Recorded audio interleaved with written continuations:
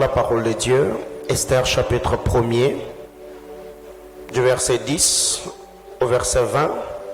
Mais à la maison, vous pouvez lire tout le chapitre du livre d'Esther. Esther chapitre 1er, du 10e au 20e verset. Esther chapitre 10, merci.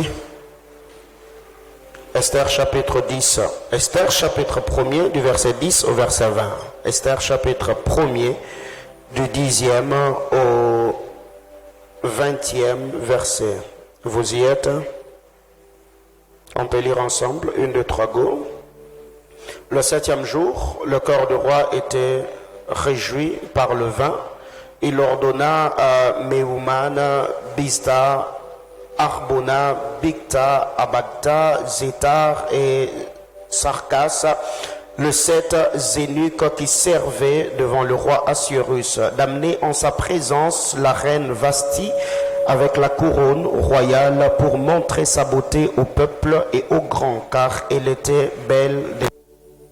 Mais la reine Vashti refusa de venir, car quand elle reçut par les eunuques l'ordre du roi.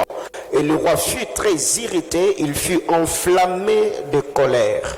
Alors le roi s'adressa aux sages qui avaient la connaissance de temps, mentionnez très bien ça, qui avaient la connaissance de temps, car ainsi c'est traiter les affaires du roi devant tous ceux qui connaissaient les lois et les droits. Il faut également souligner cela. Devant tous ceux qui connaissaient les lois et les droits.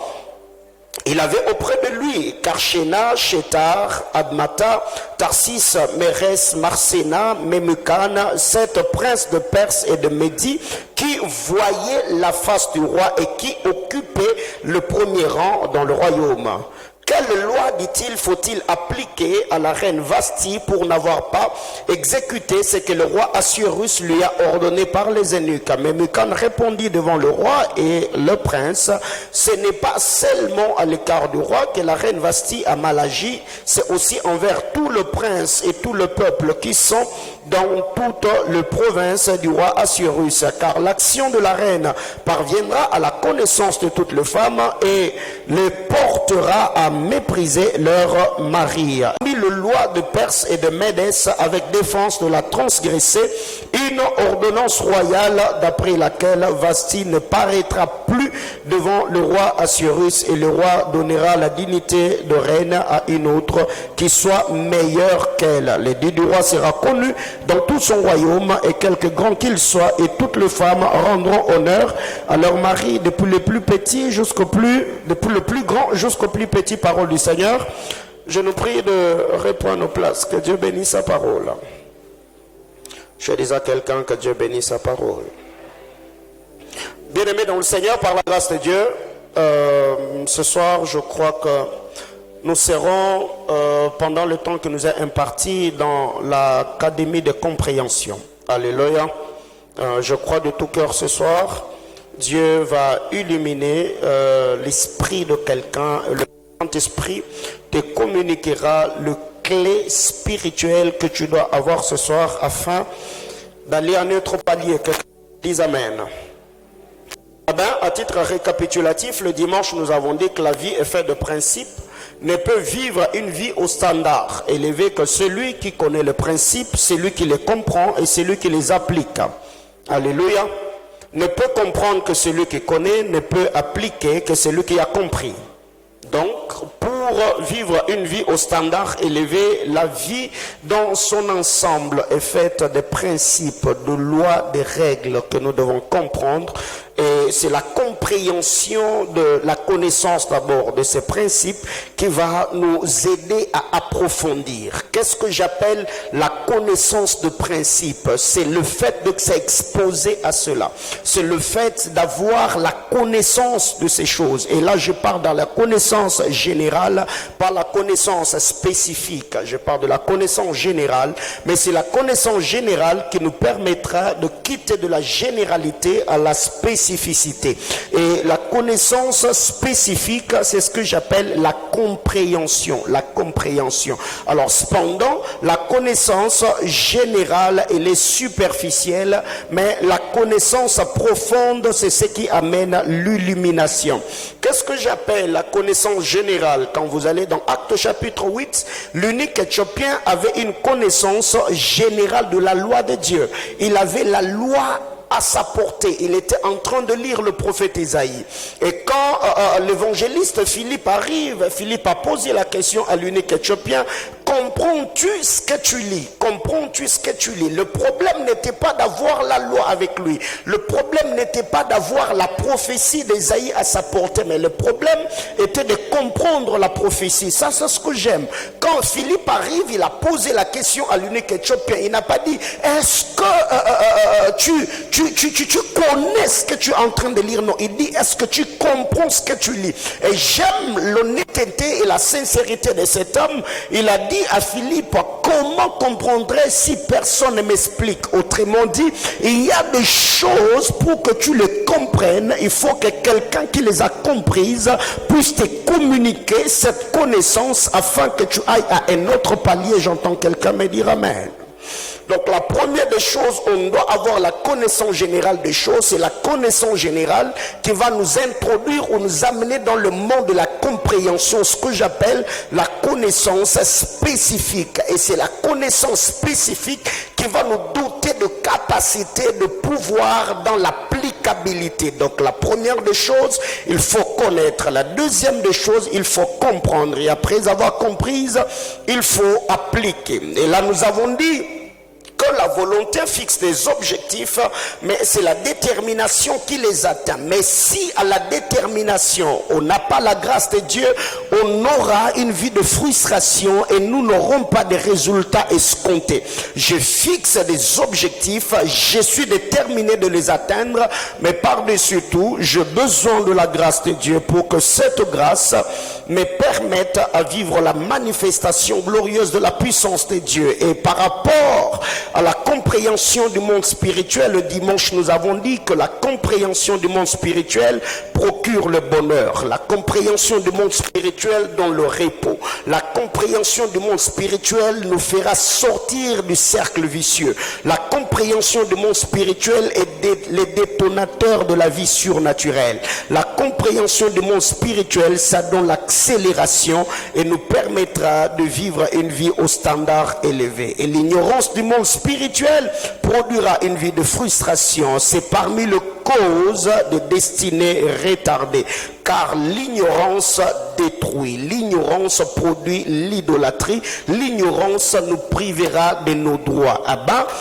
En disant que l'ignorance détruit, la Bible déclare dans le livre de Osée que mon peuple est détruit pas parce qu'il lui manque la vie de prière, moi encore la vie de jeûne, moi encore la volonté de réussir, mais mon peuple est détruit parce qu'il lui manque la connaissance. Donc l'ignorance détruit. La Bible déclare dans Jean chapitre 4 le verset 22, c'est le Seigneur qui est en train de parler à la femme samaritaine. Jésus a dit: vous adorez ce que vous ne connaissez pas et nous adorons ce que nous connaissons, parce que le salut vient de Juifs. Et là j'ai tiré ces principes en disant que l'ignorance produit l'idolâtrie. Donc si tu n'as pas la connaissance exacte de la parole de Dieu, tu adoreras la créature au lieu d'adorer le Créateur. Et la dernière des choses, je disais que l'ignorance nous privera de nos droits.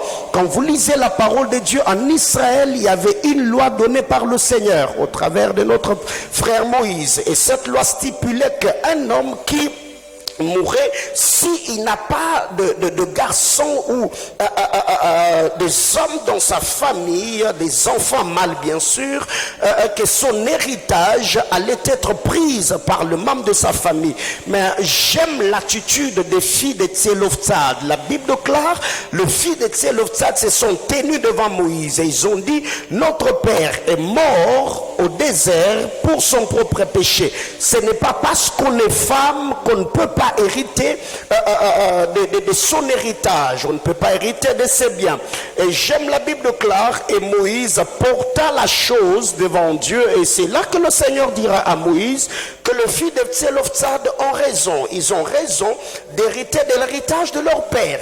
Bien-aimé dans le Seigneur, l'ignorance te privera de ton droit. L'ignorance te privera de ton droit. La Bible claire, demandez afin que votre joie soit parfaite. Donc si tu n'as pas la connaissance de ce que tu as comme droit, étant enfant de Dieu, étant candidat éligible aux promesses, tu ne réclameras pas ces choses dans la prière. Avant le dimanche, nous avons parlé de deux choses. Nous avons dit ne pas être reconnu à sa juste valeur, et parmi le signe d'une destinée retardée, ou c'est parmi le signe qui retarde le destiné. Ecclésiaste chapitre 10, le verset 6 et le verset 7. Et là, nous avons vu ces paradoxes où les esclaves sont sur des chevaux et les princes marchent à pied. La folie occupe des places élevées alors que les riches sont dans l'abaissement. Deuxièmement, nous avons dit ne pas jouir du fruit de son travail et de ses sacrifices. C'est le signe d'une destinée retardée, ou encore c'est parmi les choses qui retardent le destiné. Genèse chapitre 31 du verset 38 au verset 42, c'est l'histoire de notre père Abraham. Et ce matin, ce soir plutôt, le Seigneur m'a mis à cœur que nous puissions nous entretenir autour du texte d'Esther. Bien aimé dans le Seigneur, il y a beaucoup de vérités qui regorgent cette histoire d'Esther, Vasti, Mardoché et le roi Assuérus et Naaman. Quand vous lisez la parole de Dieu dans les livres d'Esther, vous allez vous rendre compte qu'il y a beaucoup de choses. La Bible déclare le 7e jour, comme le cœur du roi était réjoui par le vin, il ordonna aux 7 eunuques, les 7 eunuques du roi. On a cité leur nom. Le verset 11, d'amener dans sa présence la reine Vasti avec la couronne royale pour montrer sa beauté au peuple et au grand, car elle était belle de figure. Mais la reine Vasti refusa de venir car elle reçut. Quand elle est reçue par les eunuques l'ordre du roi, et le roi fut très irrité et il fut enflammé de colère. Bien-aimé dans le Seigneur, ce qui s'est passé dans cette histoire de Vasti et du roi Assuérus ressemble c'est un peu similaire à ce qui est arrivé dans l'histoire de notre bien-aimé sauveur avec le figuier. Voyez-vous? Ici, le roi avait un cœur réjoui par le vin, et la Bible claire, il a envoyé les 7 eunuques pour qu'ils puissent appeler, pour que l'on puisse appeler Vasti, parce que Vasti, elle était belle de figure, elle était belle de figure. Mais il y a une chose, ou une différence entre Vasti et Rachel. J'ouvre la parenthèse et je vais le refermer. C'est pas ça ce qui fait battre mon cœur ce soir. La Bible déclare que Vasti était belle de figure, mais cependant quand on parle de Rachel, on dit que Rachel était belle de corps et belle de visage. Alléluia. Donc Vasti n'avait que la beauté faciale, mais elle n'avait pas de beauté corporelle. Donc je ferme la parenthèse et je reviens sur l'histoire. La Bible déclare que quand on a envoyé les 7 eunuques pour appeler Vasti, Vasti a refusé de se présenter afin d'exposer sa beauté au roi ainsi qu'aux invités du roi, le conviés du roi. Alors, qu'est-ce qui arrive ici? Vous allez vous rendre compte que dans l'histoire du figuier, Jésus-Christ, le roi, n'était pas seul. Il avait des conviés, les disciples qui l'accompagnaient. Et quand il arrive, il avait besoin que le figuier lui donne le fruit. Et quand le Seigneur arrive, le figuier était stérile. Le figuier n'a pas donné à Jésus ce dont il avait besoin en ce moment-là. De la même manière, que Vasti a trouvé la disgrâce parce qu'elle n'a pas donné au roi ce que le roi avait besoin en ces temps-là, c'est de la même manière que le figuier a trouvé également la disgrâce. Et c'est quoi la disgrâce dans l'histoire de Vasti? C'est que Vasti a été banni de la cour royale. À partir de ces jours-là, Vasti ne s'était plus présenté devant le roi. Et c'était quoi la disgrâce dans l'histoire du figuier? C'est que Jésus a dit au figuier, jamais homme ne mangera de ton fruit. Autrement dit, le roi, en bannissant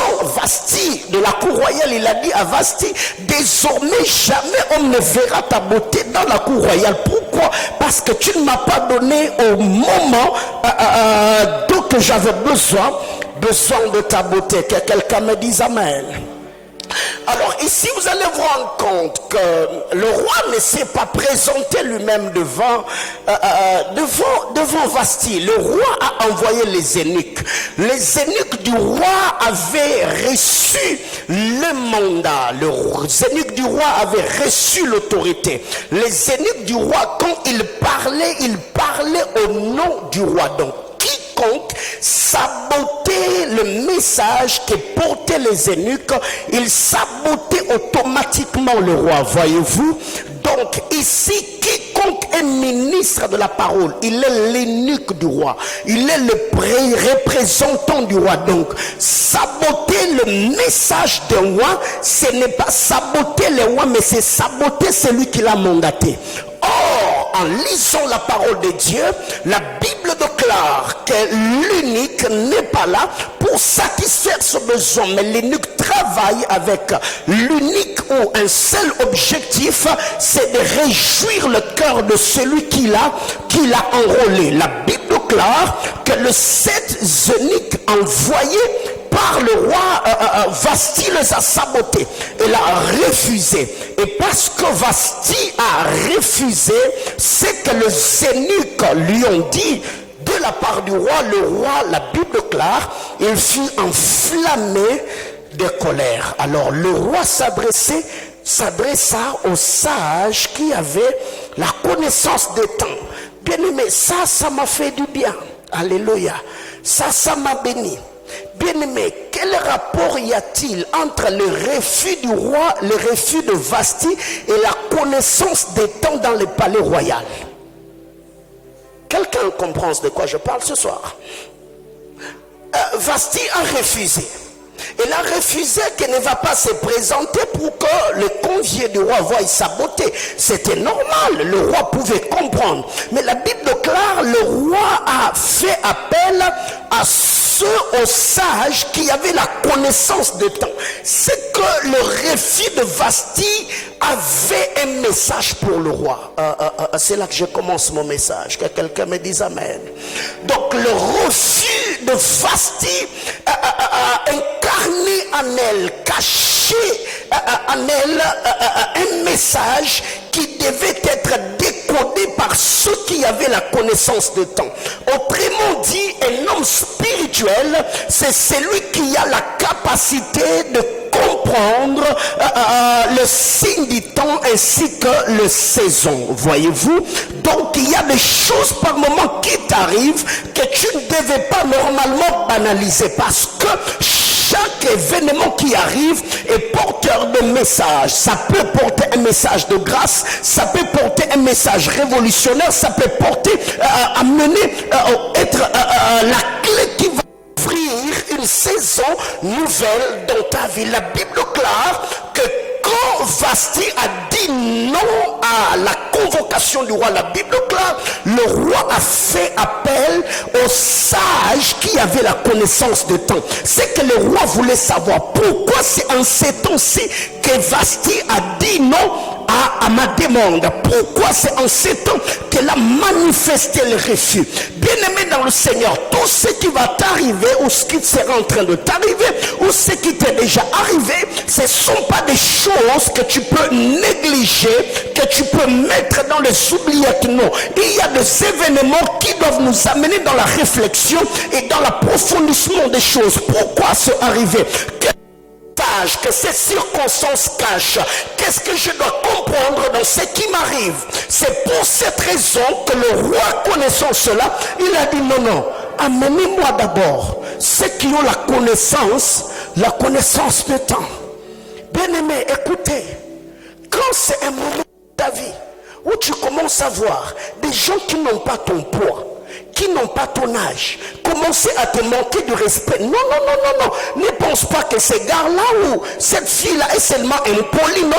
Un homme spirituel est celui qui va chercher à comprendre pourquoi je suis arrivé à ce point où des personnes qui me respectaient autrefois commencent à toucher à mon autorité. Eh bien, il faut s'asseoir parce que la Bible déclare la gloire de Dieu est de faire quoi? Et de cacher les choses. Mais la gloire du roi est de faire quoi?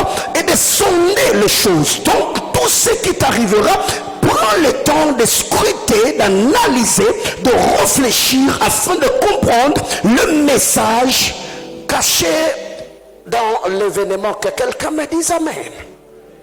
Le roi a fait appel à ceux qui avaient la connaissance de temps. Pourquoi? C'est en ces temps-ci que Vasti a manifesté le refus. Pourquoi c'est maintenant qu'elle peut m'humilier? Bien-aimé dans le Seigneur, et là je ne suis pas seulement en train de parler de mauvaises choses qui nous arrivent, non, mais les bonnes choses aussi peuvent t'amener ou te pousser à réfléchir, à analyser. Pourquoi c'est seulement en cette saison que plusieurs personnes font de rêves autour de ma personne? On t'a vu, tu es marié, j'ai rêvé de toi, que tu as signé un contrat alors que tu traverses des moments très compliqués. Mais pourquoi c'est en cette saison? Parce que la Bible déclare dans Job chapitre 33 du verset 14 au verset 16 que Dieu parle cependant d'une manière tantôt d'une autre. Quand les hommes sont endormis sur leur couche dans un profond sommeil, Dieu leur parle en leur donnant deux avertissements. Eh bien, il faut comprendre chaque événement qui va t'arriver. Eh bien, il faut t'asseoir afin d'analyser. Mais il y a un détail qui m'a plu dans cette histoire. La Bible déclare. Alors, le roi s'adressa aux sages qui avaient la connaissance des temps. Car ainsi s'est traité les affaires du roi. Les affaires du roi ne se traitaient pas avec les gens qui avaient l'ignorance des temps. Non. Les affaires du roi se traitaient avec les gens qui avaient la connaissance du temps. Autrement dit, ceux qui avaient la révélation des temps, des époques et qui pouvaient analyser des événements. Bien aimé, il y a des problèmes qui te sont arrivés et tu n'as pas pu te tirer d'affaire parce que tu t'es tourné auprès des personnes qui n'ont aucune illumination spirituelle, qui n'ont aucune compréhension spirituelle, qui n'ont aucune compréhension des événements et qui n'ont pas pu être à la hauteur de ce que tu attendais de. Mais la Bible déclare, les affaires du roi s'est traité ainsi avec des hommes qui avaient la connaissance du temps. J'entends quelqu'un prier, dire avec moi, Seigneur Jésus, mets sur mon chemin des hommes de la connaissance du temps avec qui je commencerai à traiter le problème de ma vie. Que le Seigneur te l'accorde au nom de Jésus. La Bible déclare, ainsi s'est traité les affaires du roi. Devant tous qui connaissaient les lois et les droits. Voyez-vous? Ça, c'est ce que j'aime. La Bible ne dit pas que ainsi s'est traité les affaires du roi avec tous ceux qui connaissaient les droits et les lois. Non. Parce que c'est les lois qui font le droit. Ce n'est pas les droits qui font de loi. Quelqu'un me comprend? La Bible déclare, ainsi s'est traité les affaires du roi avec ceux qui avaient la connaissance des lois et des droits. Pourquoi on a placé les lois devant? Parce que Vasti avait gaffé. Alors on ne pouvait pas placer les droits devant de peur que Vasti ait raison. Quelqu'un comprend de quoi je parle? Je suis en train de venir. Ainsi s'est traité les affaires du roi devant tous ceux qui avaient la connaissance du temps et qui connaissaient les lois et les droits. Eh bien, il n'y a pas de droit sans le droit. Il n'y a pas de droit plutôt sans de loi. Car c'est les lois qui font le droit. Et même quand vous lisez la parole de Dieu, Israël a commencé à réclamer des droits parce que Dieu avait d'abord commencé par donner des lois. Quand on parle de la loi du Lévirat, c'est cette loi qui a permis aux sacrificateurs, aux lévites de jouir de certaines choses. Bien-aimés dans le Seigneur, la parole de Dieu est composée de lois. Il y a de la cérémonielle et tant d'autres. Et ce sont ces lois qui t'introduisent dans tes droits. Ne peut jouir de ces droits que celui qui connaît les lois. Et il y a beaucoup de choses que nous voyons ici chez nous en Afrique et ici au Congo. Beaucoup de gens ne connaissent pas des lois, c'est pourquoi ils ne savent pas jouir de leurs droits. Mais si tu connais la loi, tu jouiras de tes droits. Et j'entends quelqu'un dire: Seigneur Jésus, fais-moi connaître la loi afin que je puisse jouir de mes droits. Que le Seigneur illumine les yeux de ton cœur dans la connaissance de sa parole. J'entends quelqu'un me dire Amen. La Bible déclare: ils avaient auprès de lui Karshena, Shetar, Admata, Tarsis, Mérès, Marsena, Memucan, 7 princes de Perse et de Médie qui voyaient la face du roi et qui occupaient, oh my God, le premier rang dans le royaume. Voyez-vous pourquoi ces gens voyaient la face du roi? Pourquoi ces gens occupaient le premier rang? Parce qu'ils avaient, 1, la connaissance des temps, 2, ils avaient la connaissance des lois, 3, ils avaient la connaissance des droits. Quelqu'un me comprend? La Bible déclare, c'est écrit noir sur blanc, qu'ils occupaient le premier. Comment? Ils voyaient la face du roi et occupaient le premier rang dans le royaume. Bien-aimé dans le Seigneur, c'est la connaissance que tu as qui détermine le positionnement que tu auras dans le royaume. Quelqu'un me dit Amen.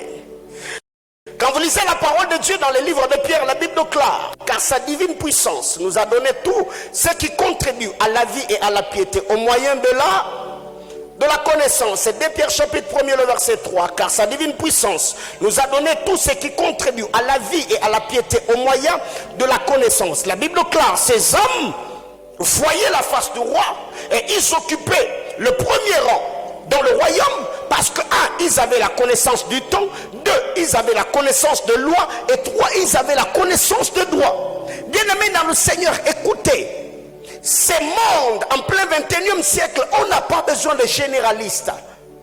En plein 21e siècle, nous avons besoin de spécialistes. Qu'est-ce que tu connais? Qu'est-ce que tu sais faire?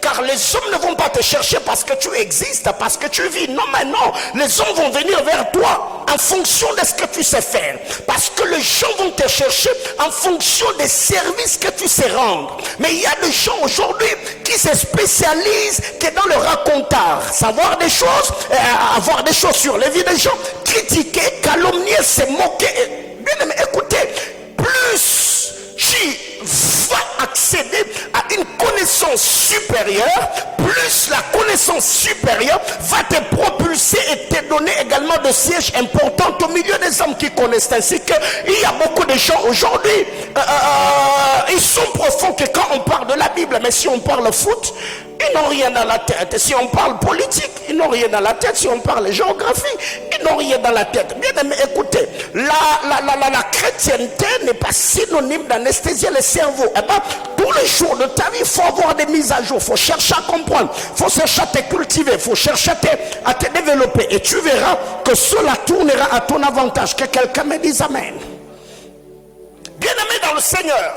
Et il y a des choses dans cette histoire qui m'ont aidé. Vous savez pourquoi Vasti a été disgracié? Ce n'est pas seulement parce que Vasti a refusé de se présenter devant le roi, mais devant le roi, il n'y avait personne qui pouvait défendre Vasti. Quelqu'un me comprend? Tous ceux qui étaient autour du roi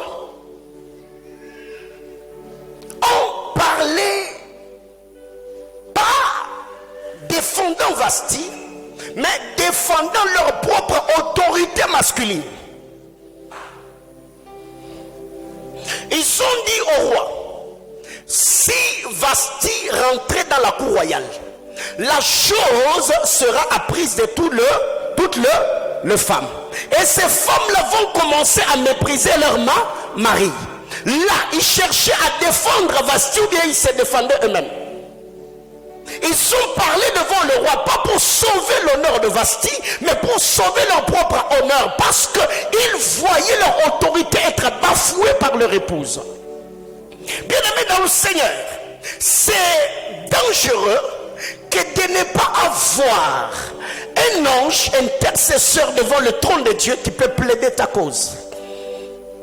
Oh my God. Alors qu'est-ce qui arrive très généralement? Il y a des gens qui se battent, il y a des gens qui luttent, il y a des gens qui fournissent beaucoup d'efforts sans avoir des résultats escomptés parce qu'ils sont seuls dans les luttes de la vie. Ils sont seuls face à leur combat, le mépris, le rejet, les coups de la vie. Ma prière élevée de mon cœur, au-delà de ce travail que je fais étant ton pasteur, que Dieu te donne des hommes qui peuvent te porter à cœur, comme le sacrificateur qui entrait dans le sang des saints avec les 12 pierres sur le pectorat. Des gens qui peuvent faire mention de toi dans les prières toutes les fois qu'ils se tiendront devant le trône de Dieu. Non, je pensais que j'étais en train de bénir la vie de quelqu'un. Je disais que Dieu suscite des intercesseurs autour de toi, ceux qui vont te porter en prière. Bien-aimés dans le Seigneur, vous devez savoir que le trône est soutenu par des autels. Que quelqu'un me dise amen. Tout trône que vous voyez est soutenu par l'autel, car c'est les autels qui dictent le trône. Qu'est-ce qui soutenait le trône de Saül? L'intercession de Samuel. Dieu a abandonné Saül 10 ans. Spirituellement parlant, l'onction royale était sur David. Mais physiquement, Saül est resté sur le trône. Pourquoi? Parce que Samuel priait pour lui. Et le jour que Dieu est venu dire à Samuel, jusqu'à quand continueras-tu à prier, à pleurer pour cet homme? C'est ce jour-là que la royauté de Saül s'est arrêtée. Bien-aimé dans le Seigneur, tu peux avoir raté une saison, mais l'intercession d'un homme peut te maintenir à jouir de certains avantages parce qu'il parle de toi devant le trône de Dieu. Quelqu'un comprend de quoi je parle? Bien-aimé dans le Seigneur, les hommes intelligents, les hommes illuminés sont ceux qui multiplient des autels autour d'eux, parce qu'ils savent que quand ils seront faibles, leur force émanera des autels qui les entourent. Que quelqu'un me dise amen. Alors fais très attention si tu sens que les gens qui te portent en prière devant le trône de Dieu commencent à s'éloigner de toi, tu es en insécurité. Que quelqu'un me dise amen. Alors qu'est-ce qui arrive? Beaucoup de gens pensent être forts. Bon, je suis fort, j'ai tel et tel autre principe. Mais non, il faut savoir que la vie, comme je venais de le dire tantôt, est faite de principes. La vie est faite de lois, de règles, de disciplines. Tu ne peux pas vivre une vie au standard élevé. Tu n'iras pas à notre palier parce que tu as la bonne volonté. Non. Il faut comprendre. Il faut comprendre. Et regardez dans toute l'histoire de la Bible. Élisée était en train de partir. Le roi d'Israël est venu vers le roi, le prophète Élisée, en pleurant, en disant: mon père, char d'Israël, papa, toi tu as l'armée, mais qu'est-ce que tu as à voir avec un vieil homme qui veut mourir? Élisée est en train, il est souffrant, il veut mourir, mais pourquoi venir pleurer sur celui qui est mourant alors que toi tu es jeune, tu as l'armée, tu peux affermir ton royaume? Bien-aimé dans le Seigneur, Balak avait l'armée, il a fait appel au roi de Moab, voyez-vous. Mais pourquoi faire appel à Balak? Parce qu'il savait que sur le plan spirituel, j'ai besoin de quelqu'un qui peut être ma couverture. Au-delà de la connaissance, au-delà de la sagesse, au-delà des habiletés, au-delà de capacités, au-delà de tout ce que j'ai comme talent et potentiel, je ne peux pas réussir dans cette vie en étant seul. Car nous avons dit que nous sommes dans un monde d'accompagnement, nous sommes dans un monde de balance et nous sommes dans un monde de présentation. Bien-aimé, ton impact est conditionné par le type de personne qui te présente devant Dieu. Et de deux, ta réussite dans cette vie est conditionnée par le poids spirituel que tu as. En lisant la parole de Dieu dans Daniel chapitre 5, la Bible déclare: comptez, pesez, divisez. Voyez-vous, Tu as été compté et on a mis fin à ton royaume. Tu as été mis sur la balance, tu as été pesé et on a trouvé que tu es comment? Tu es léger. Et après quand on a fait quoi? On a divisé. Quel est le poids spirituel que tu as? Et qu'est-ce qui donne le poids spirituel? On en parlera. Que quelqu'un me dise amen. Et 3, je disais qu'on est dans un monde d'accompagnement. J'aime cette portion d'écriture. Actes des Apôtres, chapitre 7, le verset 35. La Bible déclare, c'est Moïse là, l'homme qu'ils avaient méprisé. Il a accompli sa mission avec l'aide de l'ange qui lui était apparu. Où ça? Bien-aimé frère, tu ne peux pas réussir seul dans cette vie malgré ta bonne volonté. Quelqu'un comprend de quoi je parle? Donc il faut être accompagné. Qui t'a présenté? Jésus au Jourdain a été présenté par Dieu. Avant de s'en aller, quand vous lisez la parole de Dieu, dans les livres de Jean, la Bible déclare, Jésus a fait la présentation des disciples. Il a dit, Père, je te les présente. Je n'ai rien perdu de tout ce que tu m'as donné, sauf le fils de la perdition. C'était une présentation. Même Timothée avait été présenté par Paul. Il a dit, je te recommande à Dieu et la parole de ta grâce, de sa grâce. Bien-aimé dans le Seigneur, écoutez, chaque étape de ta vie, tu as besoin d'être présenté devant le Seigneur. Le projet, le mariage, les fiançailles, les études, je ne sais pas, le ministère. Tu as besoin que quelqu'un qui peut tout le temps te présenter devant Dieu. Seigneur, je les recommande à toi. Seigneur, je prie pour ces affaires. Seigneur, je prie pour ce ministère. Seigneur, je prie pour. Et tu verras la manière dont le Seigneur t'amènera de palier en palier, de gloire en gloire. J'entends quelqu'un me dire amen. Oui, je t'avais dit que ce soir, c'est une soirée. Nous sommes dans l'académie de compréhension. Que quelqu'un me dise amen. Alors ici, je suis en train de dire que pourquoi Vasti a perdu? Parce que devant le trône du roi, Vasti n'avait personne qui pouvait plaider sa cause. Ceux qui étaient là, ils parlaient pour leur propre intérêt. Bien-aimés dans le Seigneur, il y a dans nos églises beaucoup d'intercesseurs qui ressemblent à ceux qui voyaient la face du roi. Même dans l'équipe d'intercession, il ne fait que prier pour lui. Elle ne fait que prier pour elle. Seigneur, mon mariage. Seigneur, mon ceci. Non, non, non. Un intercesseur, c'est celui qui sait s'oublier et plaider pour la cause des autres. Donc, si tu sens que toi, tu as encore des sujets de prier pour lesquels tu n'as pas encore le temps de prier, bien-aimé, rentre dans les bandes de bien-aimés dans le Seigneur.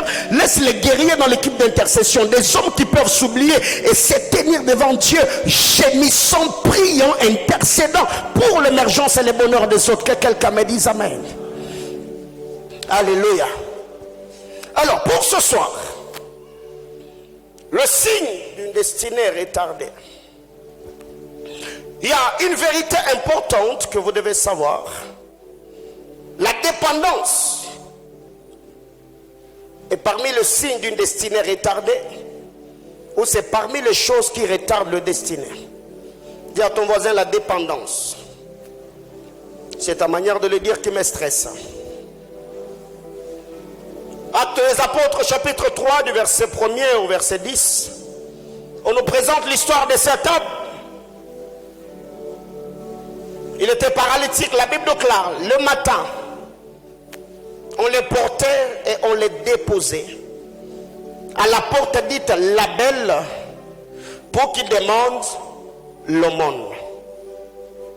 Le matin, on venait avec lui, on les dépose au temple.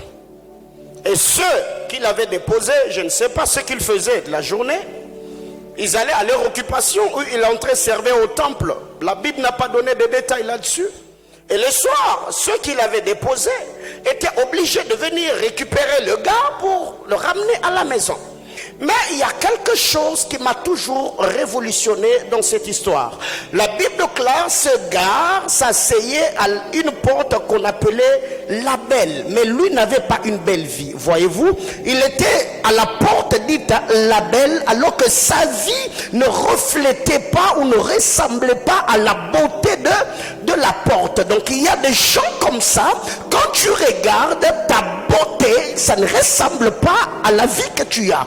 Quand tu regardes le talent, le potentiel, la capacité que tu as et le niveau de vie que tu as, c'est très paradoxal. Il y a des gens, comme je l'ai dit la fois passée, on dit que tu es trop intelligent, mais avec l'intelligence que tu as, la mention grande distinction que tu as faite à l'université et le niveau de vie que tu as, tu te poses la question, mais moi là, qu'est-ce que je fais au bon Dieu?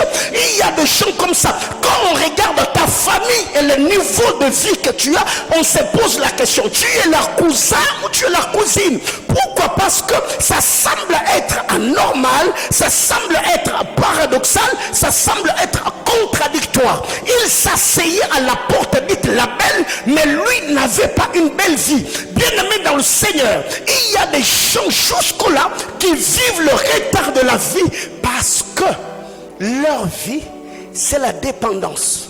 Ils ne dépendent que des hommes. Pour que tu achètes un pantalon, il faut qu'on te donne. Pour que tu mettes une belle chaussure, il faut que quelqu'un te donne. Quelle est la dernière fois que tu es entré dans une boutique et tu as acheté un habit de ton choix avec ton propre argent? Tu te rendras compte que les belles choses que tu as dans ta vie, ce sont des choses que les hommes t'ont données. Bien aimé, ce n'est pas un bon signe. Mais il y a des gens, surtout ici au Congo, on appelle ça à Kinshasa matolo. Matolo. Donc eux, ils sont là que pour demander, ils sont là que pour demander, ils sont là que pour inventer même des choses qui n'existent pas, juste pour soutirer l'argent à quelqu'un. C'est le signe d'une destinée retardée. Récemment, ça m'avait choqué, je crois. On va partager avec le berger Christi. J'ai reçu un papa ici qui pouvait avoir 60 ans d'âge ou peut-être 70. Et il est venu avec une histoire montée de toutes pièces. On était, je ne sais pas, à Mweneditu avec ma femme et mon jeune frère. Et mon jeune frère et ma femme sont allés à Kalemi pour faire des affaires. Et après, j'ai appris que mon jeune frère commençait à sortir avec ma femme. Et après, ils ont quitté, je ne sais pas, Kamina. Ils sont venus à Lubumbashi. Et les gens le voyaient, ils ont quitté Lubumbashi. Ils sont allés à Kasumbalesa. Et arrivé à Kasumbalesa, ma femme a cautionné avec le bandit. On a tué mon jeune frère. Et ma femme a pris tout l'argent. Elle s'est volatilisée avec. Et quand j'ai regardé les papas, j'ai dit, mais écoutez, mais cette histoire, ça n'a ni tête, ni queue. Et j'ai dit, papa, c'est quoi la finalité de ton film? Elle me dira, pasteur, j'étais venu ici chercher ma femme, mais elle a fui. J'ai juste besoin de 40 000 francs, donc $20 pour rentrer à Mweneditu. J'ai dit, donc, c'est pour $20 que tu es venu avec cette histoire, montée de toutes pièces. Voyez-vous, j'ai pris le $20, je lui ai donné. 3 jours plus tard, une église non loin de chez moi, berger Christi est là, je trouve le même papa qui devait déjà être à Mweneditu après avoir reçu ses $20, assis devant une autre église. Et je me suis dit, certainement, il attend encore le pasteur avec cette même histoire. Pensez-vous qu'une telle personne peut faire quelque chose de grand dans sa vie? Non. Bien-aimé dans le Seigneur, bats-toi, la Bible claire. Dieu a dit à Adam, tu mangeras la sueur de ton front. La Bible claire, tout ce que ta main trouvera à faire avec ta force, fais quoi? Fais-le. La Bible ne dit pas tout ce que tu trouveras à faire avec ton corps. Non, tout ce que ta main trouvera à faire. La main, ça veut dire l'activité, ça veut dire le travail. La prostitution n'est pas un travail. Dieu ne t'a pas donné le corps pour que tu puisses gagner ta vie en livrant ton corps aux hommes. Non, la Bible claire, tout ce que ta main trouvera à faire avec ta force, fais-le. J'aimerais parler aux jeunes soeurs qui sont ici. Si jusque-là ta vie c'est la mendicité, c'est l'escroquerie et la prostitution, tu ne verras pas le royaume des cieux et tu es en train de retarder ta destinée. Si tu as un téléphone, t'as acheté qu'un homme t'a acheté parce que vous êtes tombé, ma soeur, casse ce téléphone ou bien va le rendre afin que tu aies une conscience tranquille. Là tu n'as pas dit. Que quelqu'un me dise amen. La dépendance. Bien aimés frères, il y a des gens jusqu'au jour d'aujourd'hui.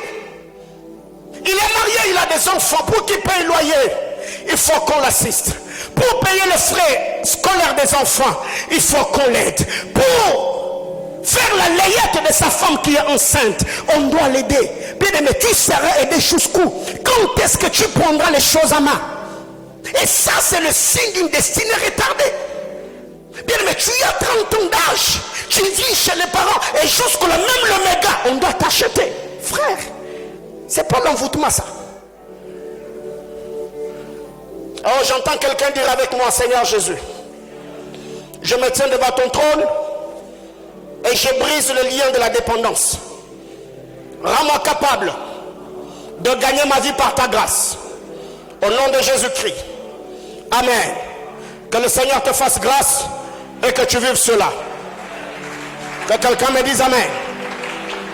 Bien-aimés frères, c'est beau que de te faire plaisir, pas avec l'argent que tu as reçu de la main des autres, non, mais avec ton propre argent. Bien-aimé, il est grand temps. Déjà à 20 ans, tu peux prendre ta vie au sérieux. Autant de nos mères. Normalement, c'est marié à 17 ans, à 16 ans, déjà à 16 ans, en ces temps-là. Une femme déjà à 16 ans, elle était responsable, elle pouvait la maison. Les parents pouvaient aller en voyage. Moi, je me souviens, avant que mon père ne décède, ils pouvaient aller dans leurs vacances et on avait notre soeur, on nous laissait à la maison. Elle nous gérait. Elle était seule au milieu de 11 garçons. Elle nous gérait. Mais aujourd'hui, laissez l'argent à une fille de 23 ans. Vous allez manger à 22 heures. Pourquoi? Parce que l'argent de la bouffe, elle va acheter les mégas et vous allez la trouver sur les lits avec les jambes comme ça en train de chanter. Et vous voyez, ces mêmes filles sont ceux qui sont à l'église. Chika, chika, chika, libre, Seigneur, donne-moi un mari. Mais tu veux faire quoi avec lui? Que quelqu'un me dise Amen. Yaya, le mariage c'est pas manger au resto. Le mariage c'est pas le make-up. Le mariage c'est pas le plaisir sexuel, excusez-moi le terme. Le mariage c'est autre chose. Alléluia. Il y a tellement de choses à faire. Récemment, je reçois une sœur, elle m'a dit, pasteur, quand je me suis marié, moi je pensais que le mariage c'est seulement le romantisme, mais je ne savais pas ce qui m'attendait. J'ai dit oui, c'est ça la vie du mariage. Alléluia. Bien-aimé dans le Seigneur, que Dieu te rende indépendant. Tu as 30 ans, tu habites chez les parents, mais non. Tu as 35 ans, tu as 40 ans, pire encore. Je me souviens de cette histoire. Un jour à Kinshasa, mon père avait prêché au culte de famille et il a lancé l'appel. Il a dit que tous les orphelins de l'église passaient devant, on va prier pour vous. Et on a vu un frère qui, nous, à 40 ans, passer devant parce qu'il était orphelin. Il avait les yeux fermés, les mains à moitié levées. Il attendait la prière des orphelins. À 40 ans, il était orphelin. Voyez-vous? Alors que les autres à 40 ans, ce sont des responsables de famille. Moi qui étais d'ailleurs moins de 30 ans à l'époque, j'étais là quoi qu'étant orphelin. Je vois un papa de 40 ans là, il était tout sérieux. Il attendait la prière des orphelins. J'ai dit, mais Seigneur, s'il est orphelin à 40 ans, quand est-ce qu'il deviendra responsable dans la vie? Tu vois? Jusque-là, par moment, tu te plains jusqu'à cet âge. Aussi, je n'ai pas fait de grandes études parce que papa est décédé. Tu avais quel âge? Tu avais déjà 30 ans. Et tu pleures, papa, jusqu'à 40 ans. Ah, mais fou, non. Tu es moins sérieux que quelqu'un me dise Amen. Donc, retenons que la dépendance, c'est le signe d'une destinée retardée.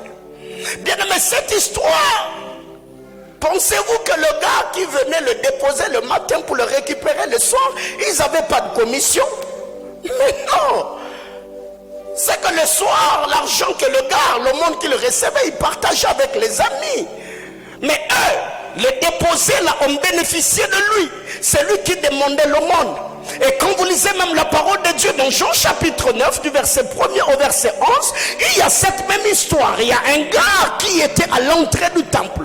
Il y a des gens qui lui laissaient l'argent à l'entrée du temple et eux entraient au temple et ils allaient adorer Dieu. Bien aimé, écoutez, il y a des gens jusque-là, quand ils arrivent, c'est à eux d'aller à Dubaï, c'est à eux d'aller en Chine, c'est à eux d'aller en Turquie, c'est à eux d'aller en Europe. Ils t'amènent quand même le cadeau des choses qu'ils ont achetées en Europe et toi qui restes en Afrique et tu attends. Non.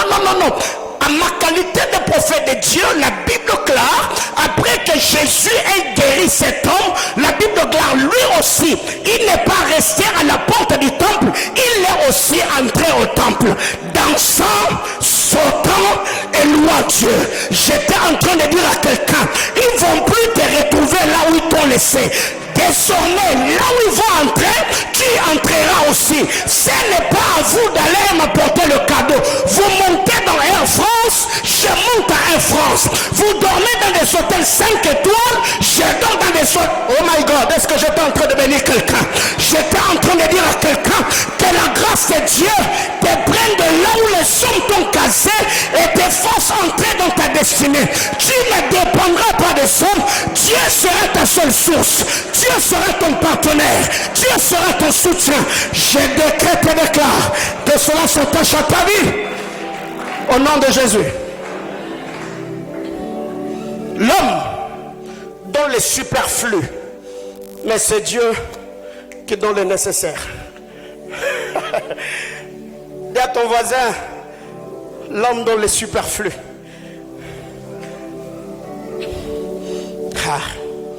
Quand Jésus arrive, il a trouvé cette âme, l'aveugle né. Il s'asseyait aussi près du temple, il demandait l'aumône. Après que Jésus l'ait guéri. Waouh! Dans cette histoire de Jean 9 et cette histoire de Acte 3, il y a deux types de personnes. Ceux qui voient, mais ils ont des chevilles instables. Ils n'arrivent pas à faire de grands progrès. D'autres ont des chevilles stables, mais ils ne savent pas voir. Mais à ce que je sache, l'onction de Christ a donné la vue à celui qui ne voyait pas.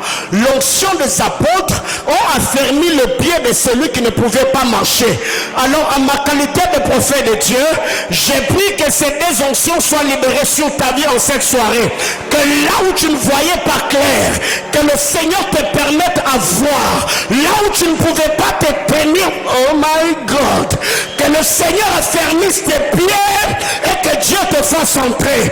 Les gens ne vont plus te raconter ce qu'il y a au temple.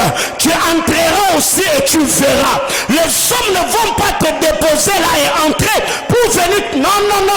Vous entrez, j'entre. Vous voyez, je vois. Vous touchez, je touche. Vous achetez, j'achète. Je décrète et déclare que quiconque est connecté à ces lives, que quiconque est dans cette juridiction, que le Dieu que je sers, que le Dieu de mon appel et de ma vocation, le Jésus-Christ qui m'est apparu en 2010, le Dieu au devant de qui je me tiens, que Dieu ouvre tes yeux, qu'il te permette à voir clair, que Dieu affermisse ses chevilles et que tu puisses marcher, que tu accélères et que tu possèdes ce que Dieu t'a promis. Je décrète et déclare que ces choses s'attachent à ta vie au nom de Jésus-Christ. J'entends quelqu'un me dire amen.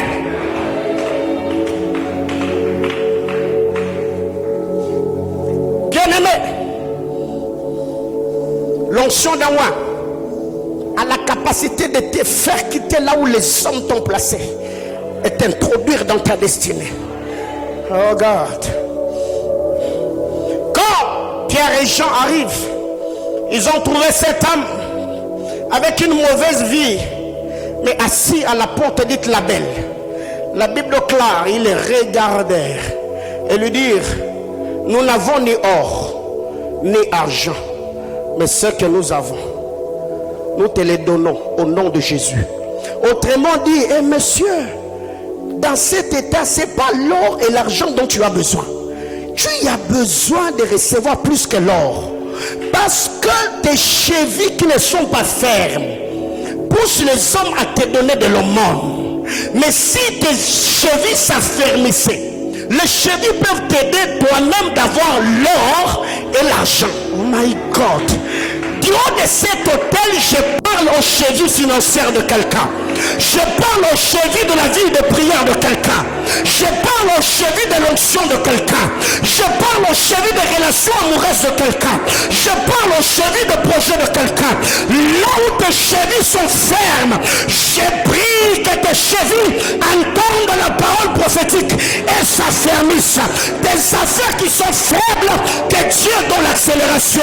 Ton mariage qui bat l'aile, que Dieu t'amène à t'affermir dans l'onction. Maliko salivé. Que Dieu t'aide à prospérer. Que la gloire de Jésus-Christ, mort et ressuscité, plane sur ta vie, tu recevras de Dieu une bénédiction fracassante et tu auras un témoignage éloquent. J'entends quelqu'un me dire yes.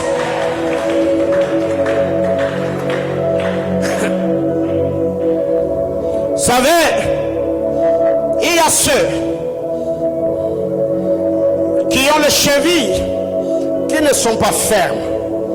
Et il y a ceux qui ne voient pas du tout, comme l'aveugle né. Mais il y a aussi de ceux qui voient, mais ils voient des hommes comme des arbres. Oh my God. C'est le type de personne, il voit, mais il voit flou. Hein? Il a un travail qui n'est pas du tout travail. Hein? Il est dans un mariage, mais un mariage qui n'est pas du tout comme un mariage. Il a une onction qui ne ressemble pas du tout à l'onction.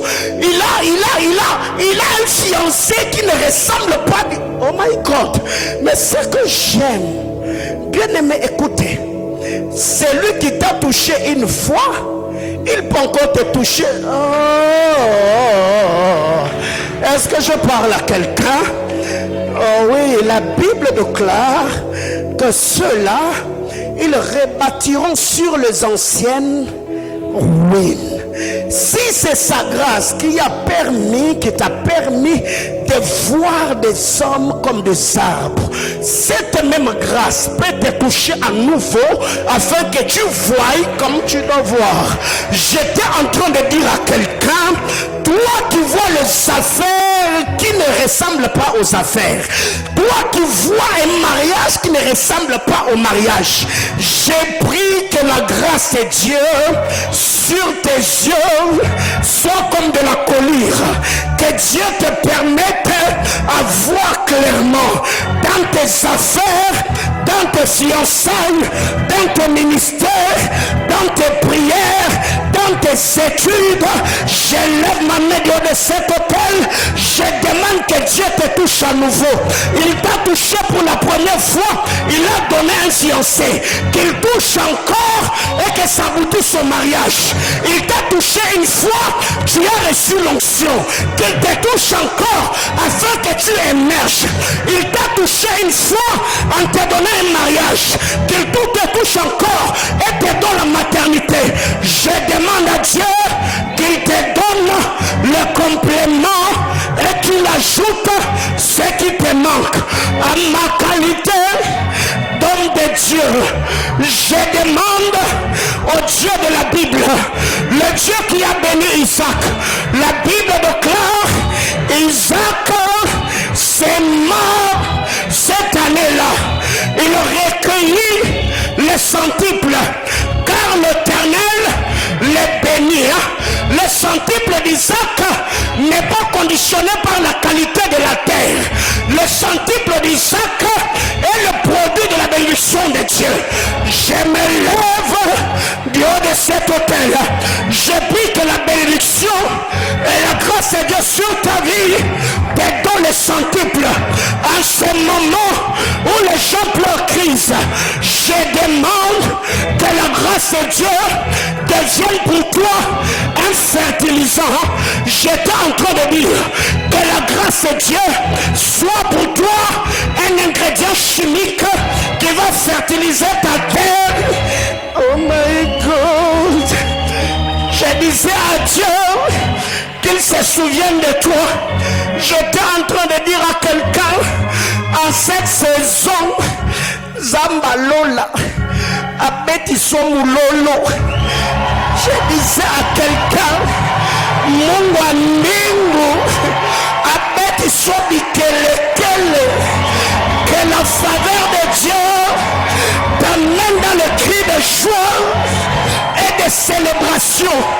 Je libère ces paroles de grâce sur toi, pas comme sur une terre pierreuse, pas comme sur une terre boueuse, pas comme sur le long du chemin, mais comme une terre fertile. Avant de venir, j'étais devant Dieu. J'ai dit à Dieu, disponibilise le cœur de quelqu'un, de recevoir avec joie ce que je veux dire. Toi tu ne comprends pas, ce que tu sens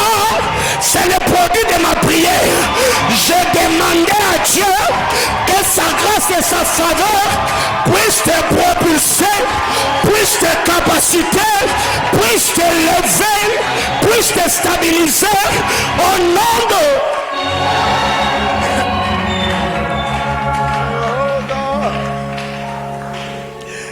Bien-aimé, je brise la loi de la dépendance et j'active celle de l'indépendance. Je disais, je brise la loi de la dépendance et j'active la loi de l'indépendance. Eh bien, aujourd'hui, quand je priais, Dieu m'a dit que ce soir, c'est une soirée entrepreneuriale. Dieu m'a dit qu'il y a une onction entrepreneuriale qu'il va répandre sur la vie de plusieurs. Dieu va faire de vous chef de vos propres entreprises, PDG de vos propres affaires. Le Seigneur me l'a dit pendant que j'étais en train de prier. J'ai pris que cela t'arrive. J'ai pris que cela t'arrive.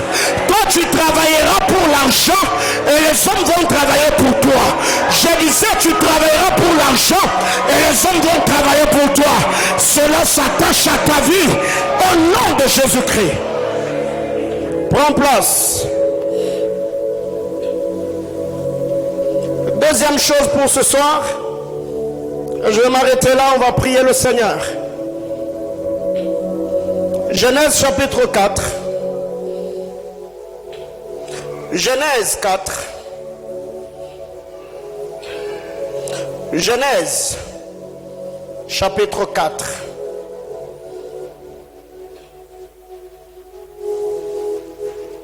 Nous lirons le verset 8, du verset 8 au verset 10. Genèse 4, 8 à 10. La Bible classe: pendant, Caïn adressa la parole à son frère Abel, mais comme ils étaient dans le champ, Caïn se jeta sur son frère Abel et le tua. L'Éternel dit à Caïn: où est ton frère Abel? Il répondit: je ne sais pas. Suis-je le gardien de mon frère? Le verset 10, c'est Dieu qui prend la parole et dit, et Dieu dit: qu'as-tu fait? La voix du sang de ton frère crie de la terre jusqu'à moi. Voyez-vous, la voix du sang, la voix du sang, ça c'est un détail important. La voix du sang de ton frère crie de la terre jusqu'à moi. Autrement dit, la voix du sang parle de la terre jusqu'au ciel, crie de la terre jusqu'au trône de Dieu. C'est bon? Alors, j'aimerais que vous puissiez aller dans le livre d'Hébreux chapitre 12. Hébreux chapitre 12. On va lire seulement le verset 24. Hébreux chapitre 12, le verset 24 seulement. Et c'est là que je vais m'arrêter ce soir et on va prier le Seigneur. Un moment. Hébreux chapitre 12, le verset 24. Il est écrit dans ma Bible: de Jésus qui est le médiateur de la nouvelle alliance et du sang de l'aspersion qui parle mieux que celui. Déjà ici il y a une différence entre Jésus et Abel. Voyez-vous, le sang d'Abel crie, mais le sang de Jésus parle. Ok? C'est d'abord la première différence que vous devez retenir. Abel, quand on parle de son sang, le sang d'Abel crie. Et le sang de Jésus fait quoi? Parle. Or, ceux qui ont la maîtrise de l'art oratoire, l'homme est beaucoup plus entendu quand il parle que quand il crie. Voyez-vous, quand il y a des cris, il y a des interférences, ça fait du bruit, ça tape dans les tympans et c'est pas beau. Mais quand on parle, on sait communiquer, on sait parler, on peut faire passer le message. Alors, parlant de ci d'une destinée retardée, bien aimé, écoutez, il y a un principe que je vous ai toujours dit, qu'une bouche fermée est une destinée morte. Une bouche fermée est une destinée morte. Le monde spirituel est un monde de parole. Le monde spirituel est le monde de parole. Quand vous lisez la parole de Dieu, Dieu a créé le ciel et la terre par sa parole. C'est pourquoi Jean chapitre 1er nous dit, au commencement était la parole était avec Dieu, la parole était auprès de Dieu. Et cette parole était Dieu. La parole a été faite chair, elle habitait parmi nous, elle était pleine de grâce et de vérité. Nous avons contemplé sa gloire, comme la gloire du Fils unique venu du Père. Et nous avons reçu après de sa plénitude, grâce pour grâce. Jean chapitre 1er, verset 14 au verset 16. Alors qu'est-ce qui arrive dans cette histoire? Ce que vous allez vous rendre compte, quand Dieu parle d'Abel, il dit à Caïn, qu'as-tu fait? Qu'as-tu fait? Où est ton frère? Caïn répond, il dit, je ne suis pas le gardien de mon frère. Oui, Caïn, tu n'es pas gardien de ton frère.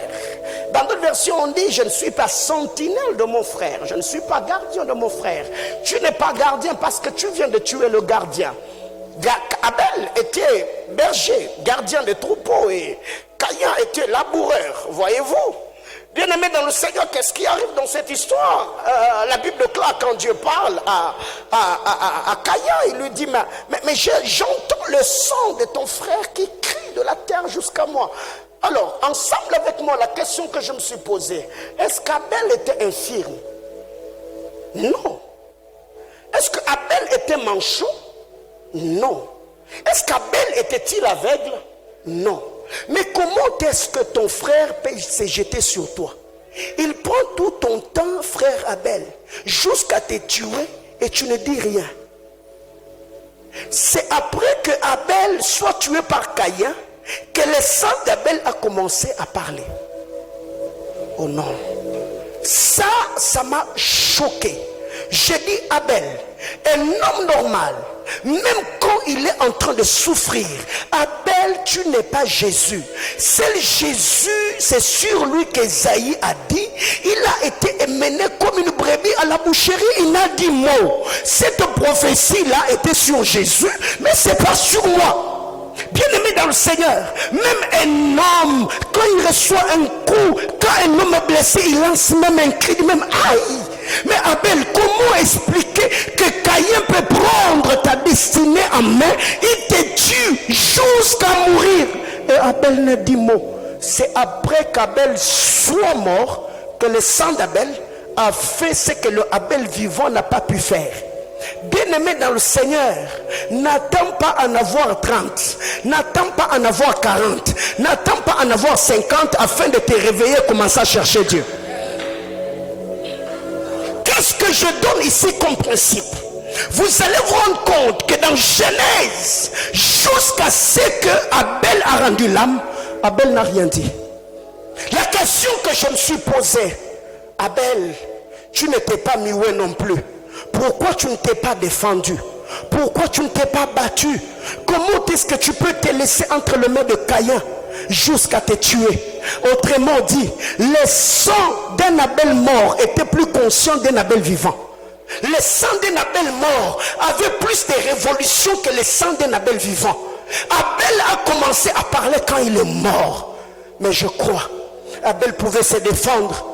Même s'il n'avait pas les muscles de Caïn, au moins il pouvait dire même à Caïn, Caïn, je suis ton frère, ne me tue pas.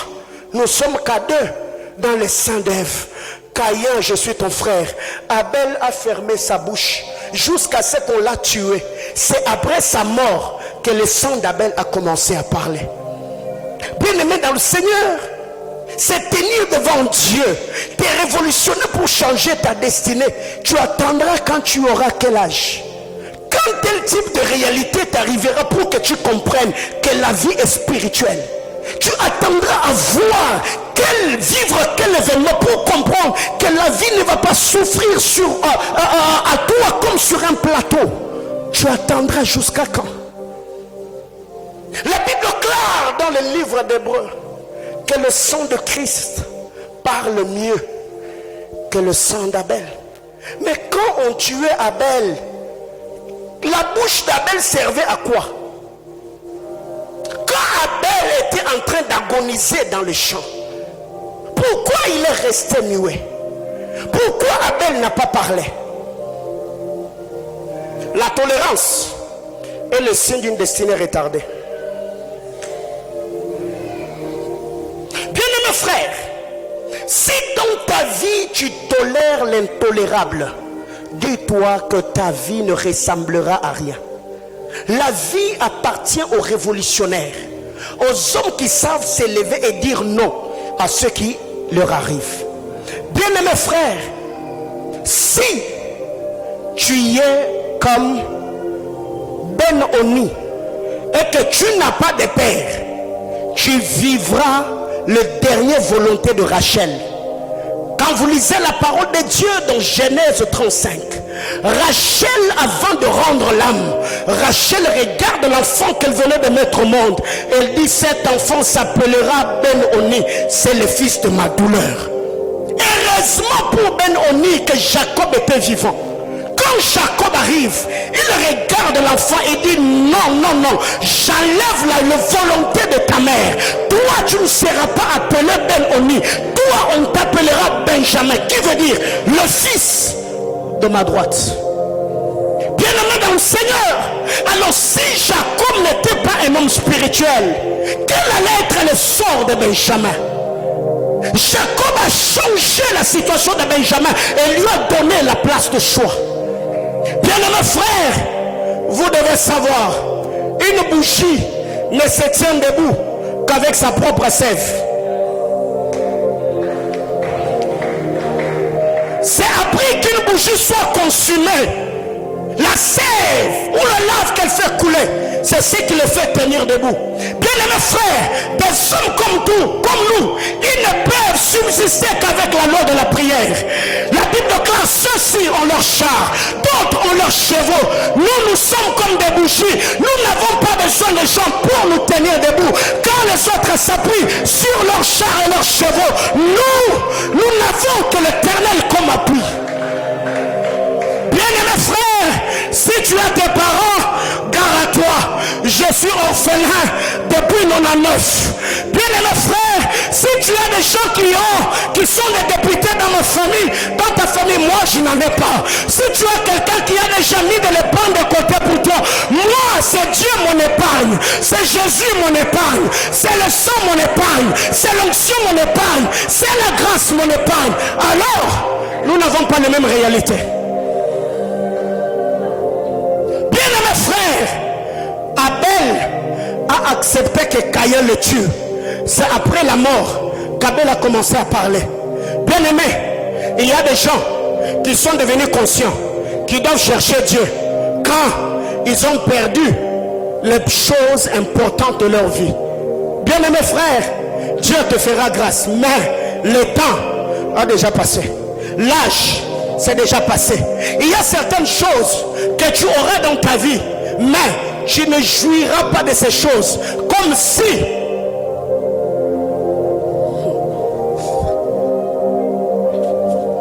bien-aimé, savez, si Bartimée s'était laissé intimider par le dire des hommes, il allait rester le mendiant, l'homme qui s'asseyait au bord du chemin. C'est que j'aime la Bible claire. Plus on les faisait taire, plus ils criaient. Bien-aimés frères, des femmes comme des ânes, pour qu'elle arrive à prier jusqu'à perdre l'usage de la voix, elle doit avoir un pénine dans sa maison. Parce que déjà Anne recevait la double portion venant de Elkana. C'est la présence et la mortification de Pénine qui poussait Anne dans la prière. Bien-aimés frères, il y a d'autres personnes qui sont dans vos vies, qui vous rappellent que l'âge a déjà avancé, qui vous rappellent que vous êtes des galériens, qui vous rappellent que vous êtes des foutrons. Ils sont en train de vous mépriser, pas pour vous tuer, mais leur mépris, c'est comme un stimulant, c'est comme un carburant qui doit te pousser à chercher Dieu et à dire que ça n'est pas assez. Il faut que ça change. Je dois aller chez moi, je dois vivre ma vie, je dois voir les promesses de Dieu s'accomplir et se réaliser dans ma vie. Bien-aimés frères, le temps n'est plus à tâtonner. Écoutez, j'avais dit à Dieu, j'aurai mon premier enfant quand j'aurai mes 30 ans. J'ai fait tout en fonction de ces programmes-là. Et le Seigneur l'a fait. Bien aimé frère, il y a des choses jusqu'ici que tu ne vis pas parce que tu es trop tolérant. Tu acceptes trop. Tu relativises un peu trop. Mais le jour que tu te tiendras devant Dieu et tu diras non, je suis fatigué de cette situation. Bien aimé frère, personne ne t'arrêtera, personne ne te bloquera. Même Satan lui-même, il ne peut pas arrêter un homme révolutionnaire qui compte sur Dieu. Jamais. Bartimée, arrête de déranger le maître. Bien aimé frère, dans la vie, je m'arrête là, on va prier. Il y a deux types de personnes. Il y a le Jairus et il y a le Bartimée. Jairus, quand il arrive, il a dit à Jésus, ma fille est à l'extrémité. Viens, impose-la le main, qu'elle soit sauvée et qu'elle vive. Même Jairus savait que la vraie vie, c'est le produit du salut. Impose le main, qu'elle soit d'abord sauvée afin qu'elle vive. Je ferme la parenthèse. Qu'est-ce qui arrive? Pendant que Jairus était en train de parler de Jésus, les hommes sont venus dire à Jairus, arrête d'importuner le maître.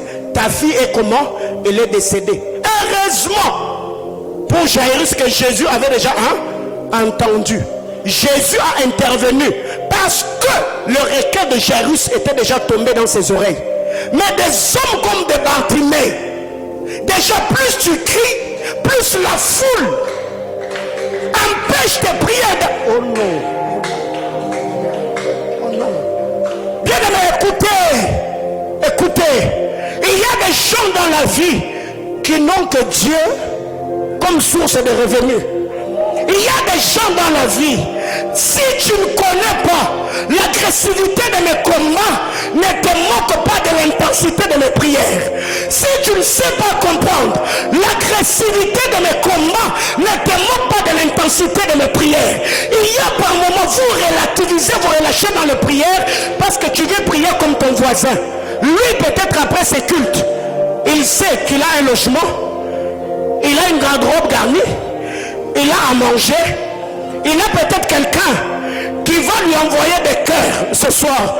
Mais toi, après ici, c'est ton téléphone la consolation, c'est la télé la consolation, tu n'as personne. Alors pourquoi tu veux prier comme l'autre? Non. Je n'ai que Dieu comme Père. Je n'ai que Dieu comme assistance. Je n'ai que Dieu. Nazaka nanzambe frère. Batulora biso tozaka nanzambe. Je n'ai que Dieu. Je n'ai que Dieu. Je n'ai que Dieu. Frère, si Dieu m'abandonnait, je serais foutu. Si je perdais l'onction, frère, je serais qui dans cette ville de Lubumbashi? Si Dieu t'abandonne aujourd'hui, quel sera le sort de ta vie? Si déjà avec Dieu tu vis ce que tu vis, si déjà en craignant Dieu tu vis ce que tu vis, si déjà en priant tu fais face aux pressions que tu as, et si demain Jésus t'a abandonné, et si demain l'onction t'a quitté, et si demain Dieu t'a rejeté, Nzambe Lazara na yo sorotili nanga na samwe, Nzambe sorotili nanga na telengani, Nzambe sorotili nanga na baby. Oh mon Dieu, oh mon Dieu, je n'ai que toi, Abba Père. Rade Shadaya Liava Shabredia Kaleva Uleka Sumalia Veha Bralelika Lumia Vahala Siantelia Rano Shade Alelusa Valiampa Halaloma Siate Halia Anterina Lua Mahava Azusa Liatelia Ranusa Liava Halalia Ante Morania Valusha Nelia Paradosia Catelea Aleka la vie Arania Palarusha Lava Mamira Du Cantemo. Yes Lord, yes Lord, yes Lord, yes Lord. Pradika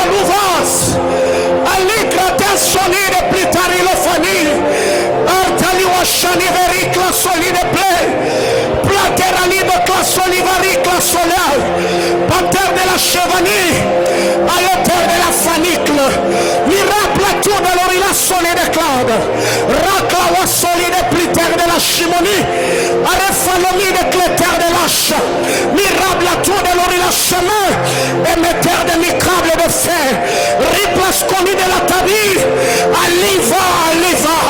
Et l'oracle salé de pliter de l'âche. Miracle tout de la riphonie de plaie. Le péwa. Isso. Clitou de l'Iran sévenicle. Le pléter de la féricle. Rappelons Chanevai. En tout lieu, en tout temps, faites par l'esprit toutes sortes de prières. En tout lieu, en tout temps, faites par l'esprit toutes sortes de prières.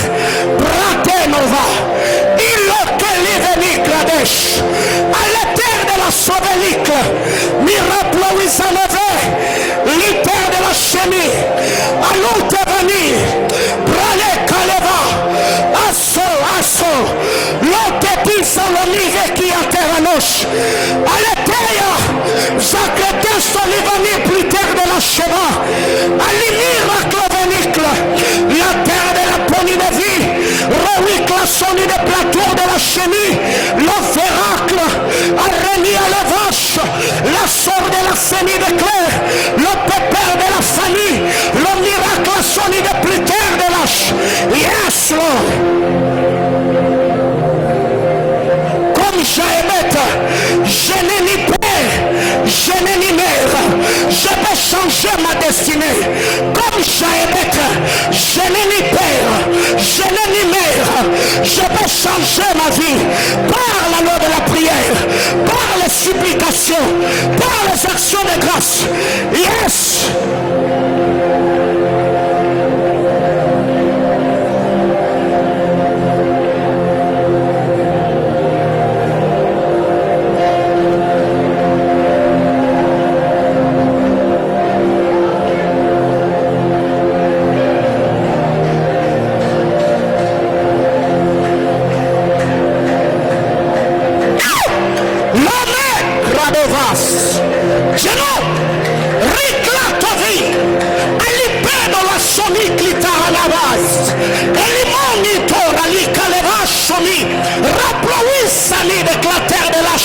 Remetteur de la Sauvanie, l'applique la vanote, ça y déclare, applique miracle solide miral, a sauvé le pays de la riconsami, les miracles sauvés lui pays de l'âge, remettre la tové, et les adegasso, in autonomie calivaya, et luce, sateneya manduke tabradosh, aleka, velute katesomi, brayi kaluveka, asetama, ya braye kaluve, esheme tezano, la brawi kaleve, yes.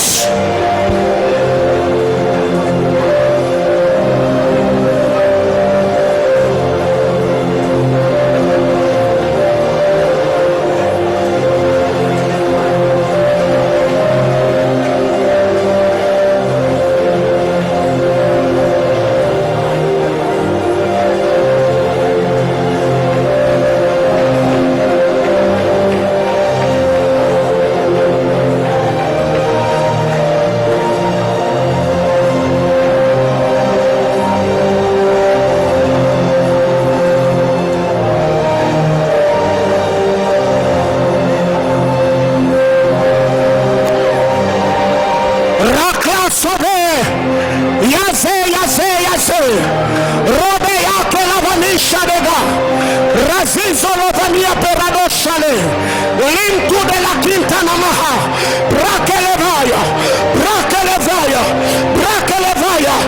azizo tezezula ketalia, ande tabrado kataliante mimo, someka, ilute venika la zuse, ashabeya tuzano, lopra yela vanika teluze, eleya te shaba, ayababo shebabaya, nika, mingo tania zekatulezo, useba ya tuzeno, rabrayalika telia, ande to samet Sameka, Ireka Kaluveka, Maneka Tubenazuse, Lebrayela Shandela Maya, Yesu, Yesu, Yesu, Yesu, Yesu, Yesu, Yesu, Yesu, Anzamba Lola.